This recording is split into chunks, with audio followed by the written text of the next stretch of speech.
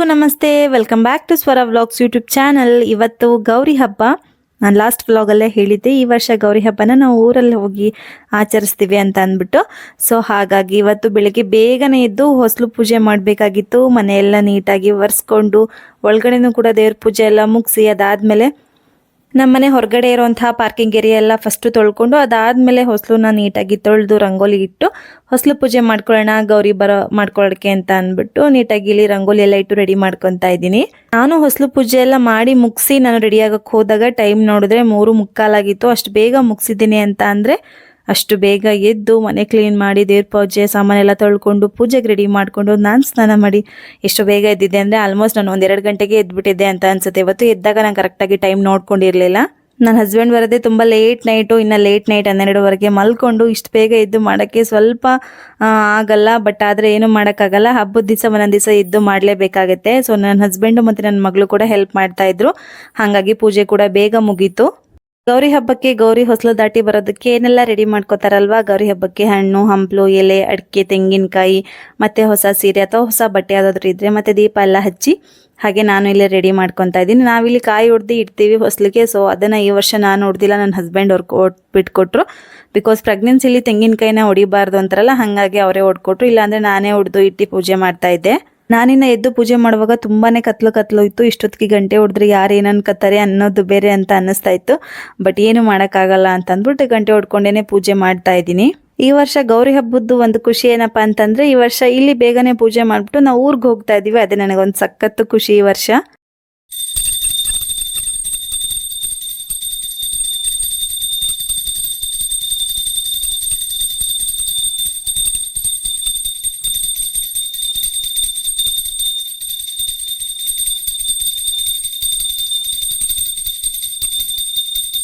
ನಮ್ಮ ಕಡೆ ಏನಪ್ಪಾ ಅಂತಂದ್ರೆ ಹೆಣ್ಮಕ್ಳಿಗೆ ಅಪ್ಪನ ಮನೆ ಕಡೆಯಿಂದ ಅಥವಾ ತವ್ರ ಮನೆ ಕಡೆಯಿಂದ ಬಾಗ್ನನ ಕೊಟ್ಟೋಗಿರ್ತಾರೆ. ಹಬ್ಬಕ್ಕಿಂತ ಮುಂಚೆ ಆ ಬಾಗ್ನನ ಇಟ್ಟು ಪೂಜೆ ಮಾಡ್ತಾರೆ.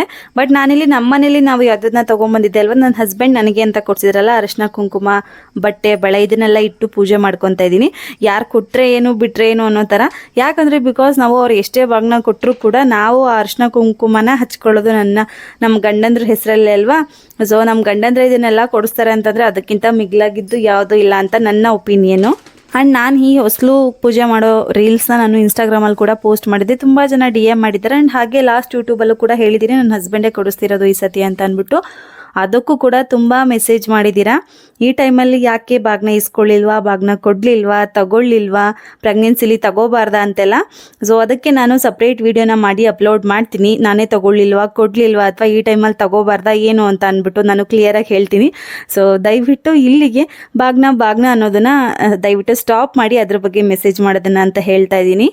ಸೊ ನೆಕ್ಸ್ಟು ಮನೇಲೂ ಪೂಜೆ ಮುಗಿಸ್ಕೊಂಡು ಅದಾದಮೇಲೆ ಹೊಸಲು ಪೂಜೆನೂ ಮುಗ್ದೋಗಿತ್ತು. ನಾನು ಕೂಡ ರೆಡಿ ಆಗಿದ್ದೆ ನನ್ನ ಫೇವ್ರೇಟ್ ಔಟ್ಫಿಟ್ನ ಹಾಕ್ಕೊಂಡು. ಆ್ಯಂಡ್ ನನ್ನ ಮಗಳು ನನ್ನ ಹಸ್ಬೆಂಡ್ ಎಲ್ಲ ರೆಡಿಯಾಗಿ ನಾವು ನಮ್ಮ ಕಾರ್ಗೋಸ್ಕರ ವೆಯ್ಟ್ ಮಾಡ್ತಾ ಇದ್ವಿ. ವೆಯ್ಟ್ ಮಾಡಿ ಅಷ್ಟು ಕತ್ಲಲ್ಲಿ ಪೂಜೆ ಮಾಡಿ ರೆಡಿ ಮಾಡಿದ್ರು ಕೂಡ ಕಾರ್ ಬರೋ ಅಷ್ಟರಲ್ಲಿ ಬೆಳ್ಕರ್ದೆ ಹೋಗ್ಬಿಟ್ಟಿತ್ತು.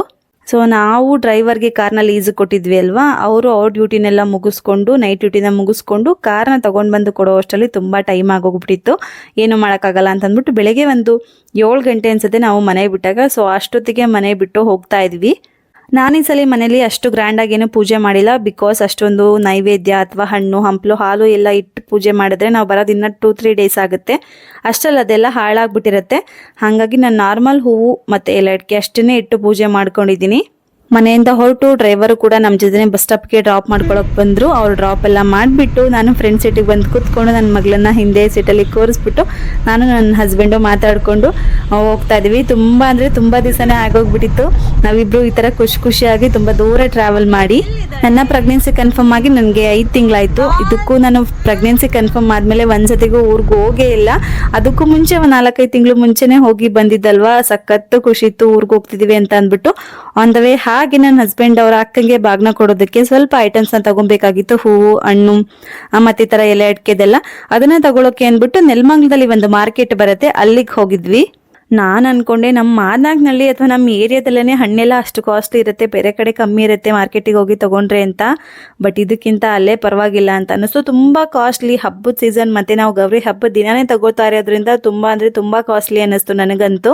ಅದರಲ್ಲಿ ಬೆಟರ್ ಸ್ವಲ್ಪ ಪ್ರೈಸ್ಗೆ ಕಮ್ಮಿ ಸಿಕ್ಕಿದ್ದು ಅಂತಂದರೆ ಇದೊಂದು ಸೀತಾಫಲ ಅಷ್ಟೇ, 120 ರೂಪಾಯಿ kg, ಅದು ಬಂದಿದ್ದು 4 ಅಷ್ಟೇ. ನನಗೆ ಇಷ್ಟೊಂದು ರೇಟ್ ಯಾಕಾಯಿತು ಹಣ್ಣುಗಳು ಅನ್ನೋದೇ ಗೊತ್ತಾಗ್ತಾ ಇಲ್ಲ. ಸೊ ಅದನ್ನು ಹಣ್ಣನ್ನೆಲ್ಲ ತೊಗೊಂಡು ಹೂವೆಲ್ಲ ತೊಗೊಂಡು ಕಾರ್ ಡಿಕ್ಕಿಯಲ್ಲಿ ಹಾಕ್ಕೊಂಡು ಅದಾದಮೇಲೆ ಒಂದು ಬೆಳಗ್ಗೆ 8-8:30 ಆಗಿತ್ತು. ಸೊ ಟಿಫನ್ ತಿನ್ನೋಣ, ಇನ್ನು ಹೋಗ್ತಾ ಹೋಗ್ತಾ ಮುಂದೆ ಹೊಟ್ಟೆ ಹಸಿವಾದರೆ ಚೆನ್ನಾಗಿರೋ ಹೋಟೆಲ್ ಸಿಗುತ್ತೋ ಇಲ್ವೋ ಅಂತ ಅಂದ್ಬಿಟ್ಟು ನಾವು ಆನ್ ದ ವೇ ಯಾವಾಗಾದರೂ ಊರಿಗಾದ್ರೂ ಹೋಗ್ಬೇಕಾದ್ರೆ ಇದೇ ಹೋಟೆಲ್ನ ಪ್ರಿಫರ್ ಮಾಡ್ತೀವಿ. ನಾವಿವತ್ತು ಬೆಳಗ್ಗೆನೆ ಫಸ್ಟು ನಮ್ಮ ಮನೆ ದೇವ್ರು ಲಕ್ಷ್ಮೀ ದೇವಿ ದೇವಸ್ಥಾನಕ್ಕೆ ಹೋಗಿ ಅದಾದಮೇಲೆ ನಾವು ಊರಿಗೆ ಹೋಗೋಣ ಅಂತ ಡಿಸೈಡ್ ಮಾಡಿರೋದ್ರಿಂದ ವೆಜ್ ಹೋಟ್ಲಿಗೆ ಬಂದು ಇಲ್ಲಿ ತಿಂಡಿ ತಿನ್ನೋದಕ್ಕೆ ಅಂತ ಕುತ್ಕೊಂಡಿದ್ದೀವಿ. ಯಾಕೆ ಹುಚ್ಚಿತರಾಗಿದೆಯಾ?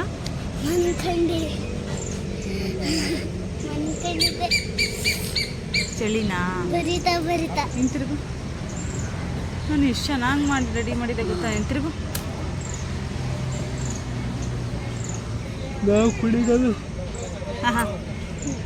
ಅವಳು ಬರುವಾಗ ಅಲ್ಲೇ ಮಾಡಿದ್ಲು. ಸೊ ನಾನು ಹೇರ್ ಸ್ಟೈಲ್ ಮಾಡಿದ್ನಲ್ಲ ಅದೆಲ್ಲ ಹಾಳಾಗ್ಬಿಟ್ಟಿದೆ. ಸೊ ಹಾಗಾಗಿ ಅದಕ್ಕೆ ರೇಗಿಸ್ತಾ ಇದ್ದೀನಿ, ಯಾಕೆ ಈ ಥರ ಹುಚ್ಚಿದರ ಆಗಿದೆಯಾ ಅಂದ್ಬಿಟ್ಟು. ಅವಳು ಸ್ವೆಟರ್ಸ್ನೆಲ್ಲ ನಾನು ಬ್ಯಾಗಲ್ಲಿ ಹಾಕಿ ಡಿಕ್ಕಿಲಿ ಹಾಕ್ಬಿಟ್ಟಿದ್ದೆ. ಸೊ ಚಳಿ ಅಂತ ಇಲ್ಲೋ ಅಂತ ಅಂದ್ಬಿಟ್ಟು ನಾನು ದಾವಣಿನೇ ಹೊಚ್ಕೊಟ್ಟು ಕೂರಿಸಿ ತಿಂಡಿ ತಿನ್ನೋಕೆ ಕೂರಿಸ್ದೆ. ಬಟ್ ಅವಳು ಒಂದು ನಿಮಿಷಕ್ಕಂತೂ ಮುಗಿಸಲ್ಲ ಅವಳ ಕೆಲಸಗಳನ್ನ. ಯಾವುದಿದ್ರು ತಿಂಡಿ ತಿನ್ನೋ ಕೂತ್ಕೊಂಡಿದ್ದು ನಮ್ಗೆ ಅಲ್ಲೇ ಅವಳಿಂದ ತುಂಬ ಟೈಮ್ ಆಗೋಯ್ತು. 3/4 ಗಂಟೆ ಮಾಡಿದ್ಲು ಒಂದು ಇಡ್ಲಿ ತಿನ್ನೋದಕ್ಕೆ. ನಾವು ಆಲ್ಮೋಸ್ಟ್ ಬ್ಯಾಂಗ್ಳೂರ್ ಟು ಹಾಸನ ಓಡಾಡ್ತಿರ್ತೀವಲ್ವ, ಊರ ಕಡೆಗೆ ಹೋಗಬೇಕು ಅಂತ ಅಂದಾಗ ಅವಾಗ ಇಂಥದ್ದೇ ಪ್ಲೇಸ್ಗಳಲ್ಲಿ ಫುಡ್ ಚೆನ್ನಾಗಿರುತ್ತೆ, ನಾನ್ ವೆಜ್ಗೆ ವೆಜ್ಗೆ ಅಂತ ಗೊತ್ತಿರುತ್ತೆ. ನನಗೆ ವೆಜ್ಗೆ ಈ ಹೋಟ್ಲು ಔಟ್ಸೈಡಲ್ಲಿ ಊಟ ಮಾಡೋ ಹೋಟ್ಲು ಅಂತ ಸಖತ್ ಇಷ್ಟ. ಈ ಹೋಟ್ಲು ಹೆಸರು ಏನು ಅಂತ ಗೊತ್ತಾಗಿಲ್ಲ, ಸೊ ಹಾಗಾಗಿ ನಾನು ಹೇಳಿಲ್ಲ. ತುಂಬ ಕಮ್ಮಿ ಪ್ರೈಸ್ ಮತ್ತು ಟೇಸ್ಟ್ ವೈಸ್ ಕೂಡ ತುಂಬ ಚೆನ್ನಾಗಿರುತ್ತೆ. ಸೊ ಊಟ ಮುಗಿಸ್ಕೊಂಡು ನಾವು ಅಲ್ಲಿ ಮಲ್ಕೊಂಡಿದ್ದು. ನೆಕ್ಸ್ಟ್ ನಾನು ವಿಡಿಯೋನ ಸ್ಟಾರ್ಟ್ ಮಾಡ್ಕೊತಾ ಇರೋದು ಚನ್ನರಾಯಪಟ್ಟಣಕ್ಕೆ ಬಂದಾಗ. ನನಗೆ ಎದ್ದು ಇಲ್ಲ ಏನೂ ಇಲ್ಲ, ಎದ್ದು ನನ್ನ ಮುಖ ನೋಡಿಕೊಂಡ್ರೆ ನನ್ನ ಹಸ್ಬೆಂಡ್ ರೇಗಿಸ್ತಾ ಇದ್ರು, ಮುಖ ಎಲ್ಲ ಕೆಟ್ಟೋದಂಗಾಗಿದೆ ನಿಂದು, ಮುಖನೇ ಒಂಥರ ಚೇಂಜ್ ಆಗಿಬಿಟ್ಟಿದೆ ಅಲ್ಲಿ ಹೊರಟಾಗೂ ಇಲ್ಲಿಗೂ ಅಂತ. ನಾನು ನಿದ್ದೆ ಮಾಡಿ ಎದ್ನಲ್ಲ ಅದಕ್ಕೆ ಇರಬೇಕು ಅಂತ ಅಂದ್ಕೊಂಡು ಸುಮ್ಮನೆ ವಿಡಿಯೋ ಮಾಡಿಕೊಂಡೆ, ನೋಡೋಣ ಹೆಂಗಾಗಿದೆ ಅಂತ ಅಂದ್ಬಿಟ್ಟು. ನನ್ನ ಮಗಳು ಇನ್ನೂ ಎದ್ದಿರಲಿಲ್ಲ. ನನ್ನ ಪಾಪು ಮಾತ್ರ ಎದ್ದು ಆಗಲೇ ಹೊಟ್ಟೆ ಒಳಗಡೆ ಆಟ ಆಡ್ತಾಯಿತ್ತು, ಅದು ಮಾತ್ರ ನನಗೆ ಗೊತ್ತಾಯಿತು. ಸೊ ಹಂಗಾಗಿ ಅದನ್ನೇ ಮಾತಾಡ್ಕೊಂಡು ಹೊರಟ್ವಿ.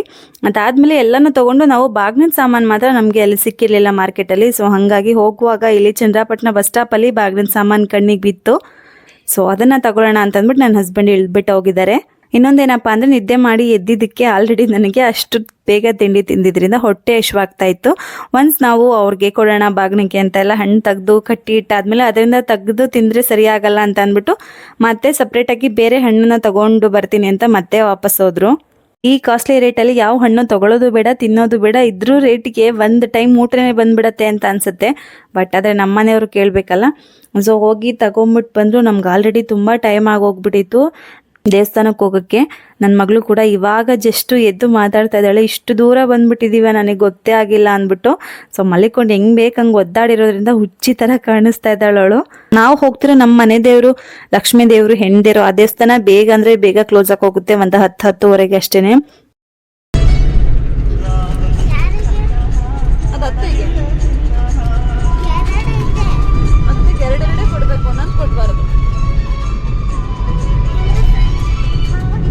ಕೊಟ್ರೆ ಅವ್ರ ಮಕ್ಕಳು ಕಟ್ಕೋತಾರೆ. ನಿಂಗೂ ಬೇಕಾಗಿತ್ತಾ?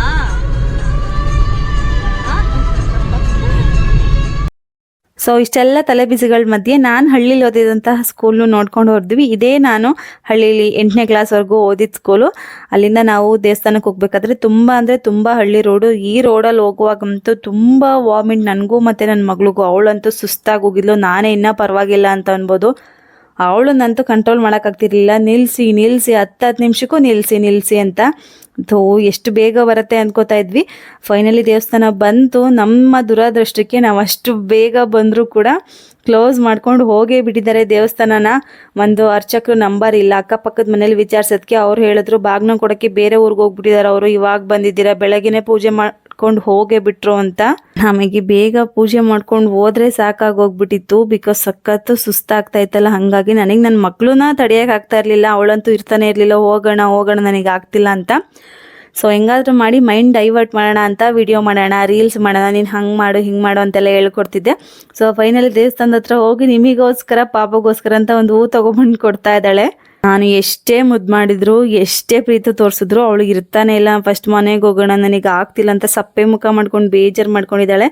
ಸೊ ಫೈನಲಿ ಅಂತೂ ಇಂತೂ ನನ್ನ ಹಸ್ಬೆಂಡ್ ಹೋಗಿ ಕಾರಲ್ಲಿ ದೇವಸ್ಥಾನದ ಅರ್ಚಕರನ್ನ ಕರ್ಕೊಂಬಂದರು.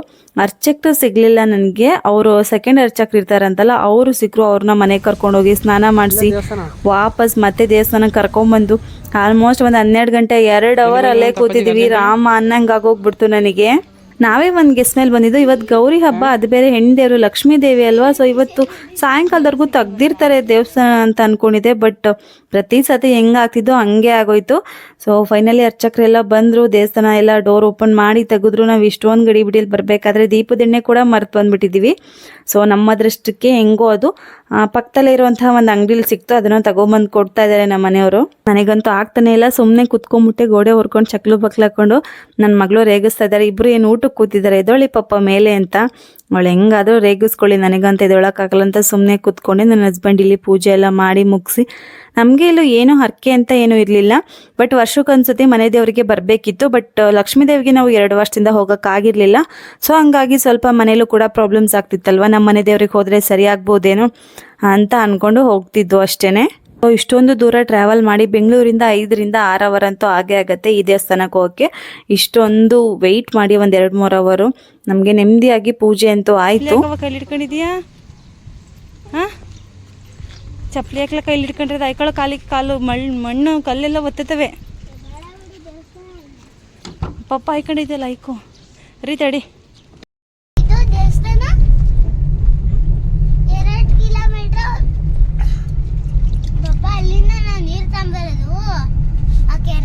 ನೆಕ್ಸ್ಟ್ ಪೂಜೆ ಎಲ್ಲ ಮುಗಿಸ್ಕೊಂಡು ಪ್ರಸಾದ ತಿನ್ಕೊಂಡು ಸೀದಾ ನಮ್ಮೂರಿಗೆ ಹೋಗುವಂಥ ರೂಟಲ್ಲೇನೆ ಗೌರಿ ಡ್ಯಾಮ್ ಬರುತ್ತೆ. ಈ ವರ್ಷ ಡ್ಯಾಮಲ್ಲಿ ನೀರು ಬಿಟ್ಮೇಲೆ ಹೋಗೋಕ್ಕೆ ಆಗಿಲ್ಲ, ನೋಡೋಕ್ಕೂ ಆಗಿಲ್ಲ. ಸೊ ಅದನ್ನು ನೋಡ್ಕೊಂಡು ಹೋದ್ವಿ.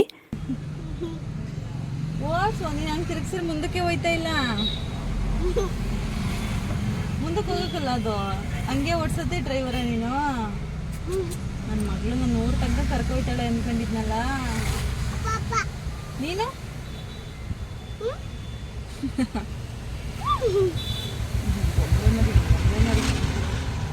ಪಾಪ ಮಗ ಇವತ್ತು 4 ಗಂಟೆಗೆ ಎದ್ದೈತೆ, ನಿದ್ವತ್ತಿಲ್ಲ ಮಗಳೇ. ಸರಿ, ಮನೆಗೆ ಹೋಗಿ ಟಚ್ ಮಾಡ್ತೀಯಾ ಆಟ? ಕುಣಿ ಕುಣಿ ಕುಣಿ ಕುಣಿ. ಆ್ಯಂಡ್ ಇದೆಲ್ಲ ಆದಮೇಲೆ ನಾನು ಲಾಸ್ಟ್ ತುಂಬ ವಿಡಿಯೋಸ್ಗಳಲ್ಲಿ ಹೇಳಿದ್ದೆ, ನನ್ನ ಹಸ್ಬೆಂಡ್ದು ಕಪ್ಟದ್ದು ದೇವರು ಬಿದ್ದೋಗ್ಬಿಟ್ಟಿದೆ ಎಲ್ಲೋ, ಹಂಗೆ ಬಿದ್ದೋದ್ಮೇಲೆ ನಮಗೆ ಸ್ವಲ್ಪ ಕಷ್ಟ ಆಗ್ತಿದೆ ಅಂದ್ಬಿಟ್ಟು. ಸೊ ಹೊಸ ಕಪ್ಟ ಮತ್ತು ಹೊಸ ದೇವ್ರನ್ನ ತೊಗೊಳ್ಳೋಣ ಅಂತ ಅಂದ್ಬಿಟ್ಟು ನಾವು ಗೋಲ್ಡ್ ಶಾಪ್ಗೆ ಹೋದ್ವಿ. ಇದಕ್ಕೂ ಮುಂಚೆ ಅಲ್ಲಿ ಸಪ್ರೇಟ್ ಕಪ್ಟದ ದೇವ್ರನ್ನ ಮಾರಲ್ಲ, ನೀವು ಆಚಾರಿಗಳ ಹತ್ರ ಹೋಗಿ ಮಾಡಿಸ್ಕೋಬೇಕು ಅಂತ ಹೇಳಿದ್ರು. ಸೊ ನಮ್ಮದು ಯಾವುದು ಮನೆ ದೇವರು ಇದೆಲ್ಲ ಹೇಳಿದ್ರೆ ಅವರು ಅದಕ್ಕೆ ಗೊತ್ತಿರುತ್ತೆ, ಅವ್ರಿಗೆ ಇದೇ ಥರ ದೇವ್ರನ್ನ ಹಾಕೊತಾರೆ ಅಂತ ಅದನ್ನು ಮಾಡಿ ಕೊಟ್ಟರು ಹೊಸದಾಗೇನೆ.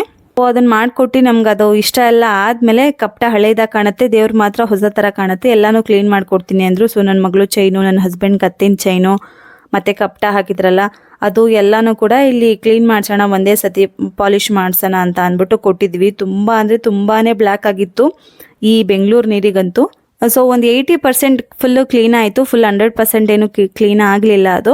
ಸೊ ನನಗೆ ಸ್ಯಾಟಿಸ್ಫ್ಯಾಕ್ಷನ್ ಆಗಲಿಲ್ಲ, ಕ್ಲೀನಿಂಗ್ ಅಂತೂ ಸ್ಯಾಟಿಸ್ಫ್ಯಾಕ್ಷನ್ ಆಗಲಿಲ್ಲ. ಬಟ್ ಅವರು ದೇವ್ರು ಮಾಡಿಕೊಟ್ರಲ್ಲ ಸೇಮ್ ಡಿಟ್ಟೋ ಲಾಸ್ಟ್ ಟೈಮ್ ನಮ್ಮದು ಯಾವ ಥರ ದೇವ್ರು ಬಿದ್ದೋಗಿತ್ತು ಅದೇ ಥರದ್ದು. ಆ್ಯಂಡ್ ಪರ್ಫೆಕ್ಟಾಗಿ ಕೂತ್ಕೊಳ್ಳೋದಕ್ಕೆ ಅದೇ ಸೈಜಲ್ಲಿ ಮಾಡಿಕೊಟ್ರು.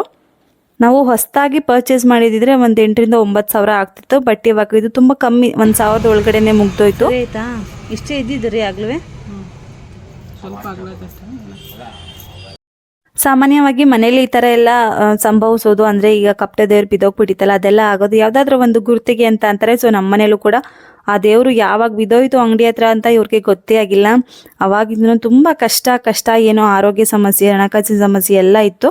ಸೊ ಅದಕ್ಕೋಸ್ಕರ ಅದನ್ನು ಸರಿ ಮಾಡಿಸ್ಕೊಂಡು ಅವ್ರ ಹತ್ರನೇ ಹಾಕಿಸ್ಕೊಂಡು ನೆಕ್ಸ್ಟು ನಮ್ಮ ಊರಿಗೆ ಬಂದೇ ಬಿಟ್ವಿ. ಇದೇ ನಮ್ಮೂರು, ನಮ್ಮ ಮನೆ ರೋಡ್ ಪಕ್ಕನೇ ಇದೆ, ಅದು ಕೂಡ ನಮಗೆ ಒಂದು ಪ್ಲಸ್ ಪಾಯಿಂಟು. ಅಲ್ಲಿಗೆ ಬಂದಾದಮೇಲೆ ಸೊ ಒಂದು 10 ನಿಮಿಷ ರೆಸ್ಟ್ ಮಾಡಿ ನಾನು ಸ್ವಲ್ಪ ಬಟ್ಟೆ ಎಲ್ಲ ಚೇಂಜ್ ಮಾಡಿಕೊಂಡು ನೆಕ್ಸ್ಟ್ ಇಲ್ಲಿ ಬಾಗಿನ ಸಾಮಾನು ತುಂಬಿಡೋಣ, ನನ್ನ ಹಸ್ಬೆಂಡ್ ಅವ್ರ ಅಕ್ಕಂಗೆ ಕೊಟ್ಟು ಕಳ್ಸೋಕ್ಕೆ ಅಂದ್ಬಿಟ್ಟು ರೆಡಿ ಮಾಡ್ಕೊತಾ ಇದ್ದೀನಿ. ಜೋಳನು ಬರಬೇಕಾ?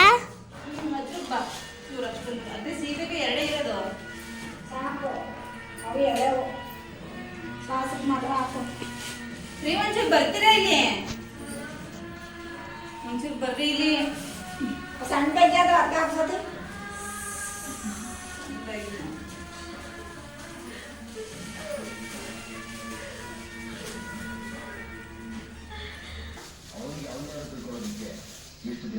ಹಣ್ಣಾಗೈತೆ ಸೀತಾಫಲ? ಒಂದೇ ಒಂದು ಹಣ್ಣಾಗಿಲ್ಲ ಸೀತಾಫಲ. ಹಣ್ಣಾಗೈತೆ ಅಂದ್ರಲ್ಲ? ಹಣ್ಣಾಗೈತೆ ಅಂದ್ರಲ್ಲ? ಹ್ಞೂ ಅಂದ್ರಲ್ಲ. ಒಂದು ನೋಡಿ ಯಾವ್ದಾದ್ರು ಇದಾಗಿದೆ ಅಂತ. ಅವನು ಹೇಳಿಲ್ವಾ?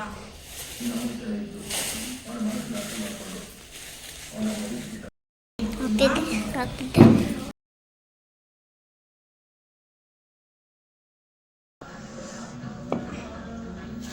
ಹಣ್ಣು ಆಮೇಲೆ ಜೋಳ. ಸೀತಾಫಲ ಕೊಡಬೇಡಿ ನಮಗಿಲ್ಲಿ. ಸೀತಾಫಲ ಹಣ್ಣಾಗಿಲ್ಲ ಕಣಮ್ಮ, ಕಾಯಿ ಹಣ್ಣಾಗಿದ್ದರೆ ಕೊಡ್ಬೋದಾಗಿತ್ತು. ಹಾಂ ಕೊಡಬೇಡಿ. ಹಂಗೆ ಅನ್ಬಾರ್ದು. ಯಾವ್ದಾದ್ರು ಒಂದು ಹಣ್ಣಾಗಿದ್ರೆ ಕೊಡ್ರಿ. ಸೌತೆಕಾಯಿ ಆದ್ಮೇಲೆ ಯಾವ್ದಾದ್ರು ಒಂದು ಚೂರು ಹಣ್ಣಾಗಿದ್ರೆ ಕೊಡಿ. ಬಾಳೆಹಣ್ಣು ಕಾಣ್ತೈತಾ? ಹ್ಞೂ. ನೆಕ್ಸ್ಟ್ ಹೂವು. ಹೂವು. ನೆಕ್ಸ್ಟ್ ಇದು ಗಂಟೈತಾ? ಬಾಗಿನ ಸಾಮನೆಲ್ಲ ಅರ್ಶಿನ ಕುಂಕುಮ ಐತೆ. ನೆಕ್ಸ್ಟು ಬಳೆ. ಅದು ಹಿಂದುಗ ಅತ್ತೆಗೆ. ಹಿಂದುದು ಬಳೆ ಹಿಂದುದಾ? ಹಸಿರಿಂದ. ಸಂಜೆದು ಬಳೆ? ಸಂಜೆಗೆ ಬಳೆ ಹಾಕಲ್ಲ. ಎಲೆ ಅಡಿಕೆ. ಅದು ಮಾವಂಗೆ ಬಳೆ? ಮಾವು ಬಳೆ ಹಾಕಲ್ಲ. ಸೀಬೆಹಣ್ಣು ಹಣ್ಣಿನ ಬಗ್ಗೆ ಕೆಳಗಡೆಗೆ ಹಾಕ್ತೇನೆ ನಾನು. ಸೀಬೆಹಣ್ಣು ಕೆಳಗಡೆ ಆ ಕಡೆ ಕಾಯಿ ತೋರಿಸಿ. ಆ ಕಡೆ ಸೀಬೆಹಣ್ಣು.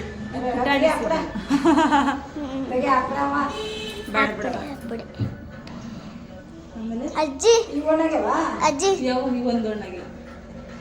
ನಾನು ಲಾಸ್ಟ್ ವ್ಲಾಗಲ್ಲಿ ಬಾಗ್ನಕ್ಕೆ ಅಂತ ಸೀರೆ ಶಾಪಿಂಗ್ ಹೋಗಿದ್ವಿ ಅಂತ ಹೇಳಿದೆ. ಸೊ ಅದು ಇದೇ ಸೀರೆನ ತೊಗೊಂಡು ಬಂದಿದ್ದು. ಆ್ಯಕ್ಚುಲಿ ಇದು ನನ್ನ ಹಸ್ಬೆಂಡು ಅವ್ರು ನೋಡಿ ಸೆಲೆಕ್ಟ್ ಮಾಡಿದಂಥ ಸೀರೆ. ನಾನು ಬೇರೆದನ್ನೇ ಸೆಲೆಕ್ಟ್ ಮಾಡಿದೆ. ಬಟ್ ತೊಗೊಂಡು ಬಂದು ನೋಡಿದ್ಮೇಲೆ ಇದು ನಮ್ಮ ಅತ್ತೆಗೂ ಇಷ್ಟ ಆಯಿತು. ಸೊ ಹಾಗಾಗಿ ಸಾಕು ಅಂದ್ಕೊಂಡು ಇದನ್ನೇ ಕೊಟ್ವಿ. ನನಗೂ ಬಾಗ್ನಕ್ಕೆ ಎಷ್ಟೆಲ್ಲ ಕೊಡಬೇಕು ಅನ್ನೋದು ಅಷ್ಟೆಲ್ಲ ಐಡಿಯಾ ಇಲ್ಲ. ಕ್ರಮೇಣ ಹೋಗ್ತಾ ನನಗೆ ಮದುವೆ ಆಗಿ 7 ವರ್ಷ ಆಯಿತು. ಸೊ ಕಲ್ತ್ಕೊಂಡಿದ್ದೀನಿ. ಸೊ ಹಂಗಾಗಿ ನಾನೇ ಪ್ಯಾಕ್ ಮಾಡಿ ಪ್ರತಿ ವರ್ಷ ಕೊಡೋದ್ರಿಂದ ಈ ವರ್ಷವೂ ಕೂಡ ನಾನೇ ಪ್ಯಾಕ್ ಮಾಡಿ ಕೊಡ್ತಾ ಇದ್ದೀನಿ.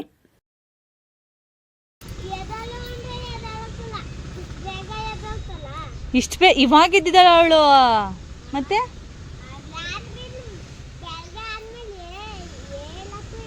ಹೇಳೋದಿಲ್ವಾ? ನೀನೇ ಫಸ್ಟ್ ಹೇಳೋದಾ? ಮೆಹಂದಿ ತೋರಿಸ್ತೀಯ ನನಗೆ?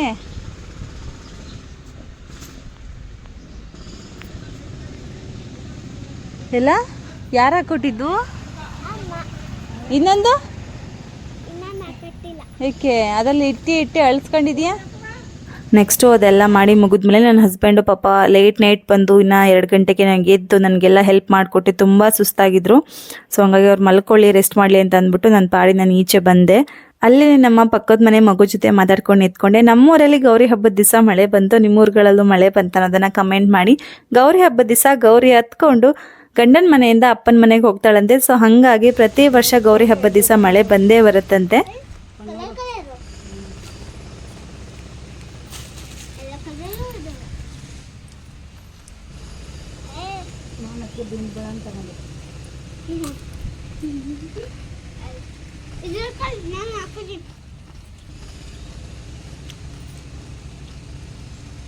ಕೈ ನೋವಾಗೋದು ಬಿಡು, ಅಜ್ಜ ಕೊಡುತ್ತೆ.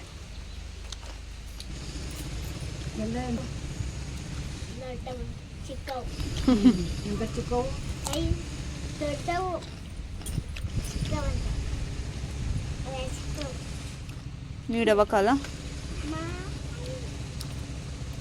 ನೀಡುವ ಒಂಚೂರು ದೊಡ್ಡವಾಗಬೇಕಾಯ್ತು. ಸರಿಯಾಗಿ ಅವಳು ಸಣ್ಣ ಹುಡುಗಿ ಹೇಳ್ದು ಬತ್ತ ದೊಡ್ಡಾಳಾಯ್ತಾಳೆ.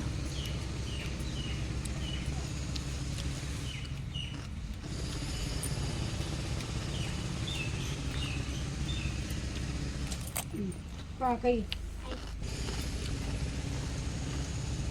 ಬೇಡ ಇದೊಂದ್ಕ ತಗೋತೀಯಾ ಹ್ಞೂ ಇದೊಂದ್ಕ ತೋರಿಸ್ತೀನಿ ಇದೇ ಕೈ ಜಾತ್ರೆ ಆಗುತ್ತೆ ಏನಾಗುತ್ತವ ಒಂದೊಂದು ಹಾಕಿ ನಾನು ಹಬ್ಬಕ್ಕೆ ಪ್ರತಿ ವರ್ಷ ಎಲ್ಲ ಸಾಮಾನು ತಗೊಂಡು ಬಂದರೂ ಕೂಡ ನಮ್ಮ ಅತ್ತೆ ಪ್ರತಿ ವರ್ಷ ನಮ್ಮ ಮನೆಯಲ್ಲಿರೋ ಎಲ್ಲ ಹೆಣ್ಮಕ್ಳಿಗೂ ಅವರೇ ಬಳೆ ತೆಗೆದು ಇಟ್ಟಿರ್ತಾರೆ. ಫಸ್ಟು ನಮ್ಮ ಅಜ್ಜಿ ಇತ್ತು, ಅಂದರೆ ನನ್ನ ಹಸ್ಬೆಂಡ್ ಅವ್ರ ಅಜ್ಜಿ, ಅವರು ಇದೇ ಕೆಲಸ ಮಾಡ್ತಿದ್ರು. ಅವರು ತೀರ್ಕೊಂಡು ಹೋದ್ಮೇಲೆ ನಮ್ಮ ಅತ್ತೆ ಮಾಡ್ತಿದ್ದಾರೆ. ಅತ್ತೆಗೆ, ಅವ್ರ ಮಗಳಿಗೆ, ಅವ್ರ ಮೊಮ್ಮಗಳಿಗೆ, ಮತ್ತು ನನಗೆ, ನನ್ನ ಮಗಳಿಗೆ ಎಲ್ಲರಿಗೂ ಅವ್ರ ಸೈಜ್ಗೆ ತಕ್ಕನಂಗೆ ಬಳೆ ತೆಗೆದು ಇಟ್ಕೊಂಡಿರ್ತಾರೆ. ಸೊ ಪೆಕ್ಕು ಮಗು ತೆಗೆದು ಇಟ್ಕೊಂಡಿದ್ರು, ಅದನ್ನೇ ಹಾಕ್ಕೊಡ್ತಾ ಇದ್ದಾರೆ. ಇದೆಲ್ಲ ಮುಗಿಸೋ ಅಷ್ಟರಲ್ಲಿ ನನ್ನ ಹಸ್ಬೆಂಡ್ ಕೂಡ ನಿದ್ದೆ ಅಂತ ಇದ್ದರು. ಸೊ ಅವ್ರ ಅಕ್ಕನ ಮನೆಗೆ ಬಾಗ್ನ ತಗೊಂಡು ಹೊರಡ್ತಾ ಇದ್ದಾರೆ. ಇಲ್ಲಿವರೆಗೂ ನನ್ನ ವಿಡಿಯೋ ನೋಡೋದಕ್ಕೆ ತುಂಬ ಅಂದರೆ ತುಂಬಾ ಥ್ಯಾಂಕ್ ಯು. ಇಲ್ಲಿಗೆ ಈ ವ್ಲಾಗನ್ನು ಮುಗಿಸ್ತಾ ಇದ್ದೀನಿ. ದಯವಿಟ್ಟು ಹೀಗೆ ಸಪೋರ್ಟ್ ಮಾಡ್ತಾನೆ ಇರಿ ಅಂತ ಹೇಳ್ತಾ ಥ್ಯಾಂಕ್ ಯು ಫಾರ್ ವಾಚಿಂಗ್.